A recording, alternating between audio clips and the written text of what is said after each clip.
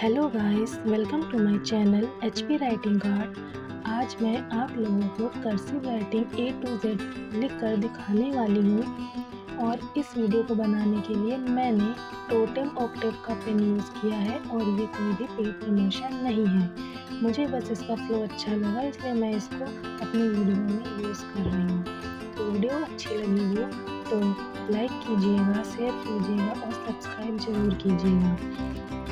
Cursive writing A to Z।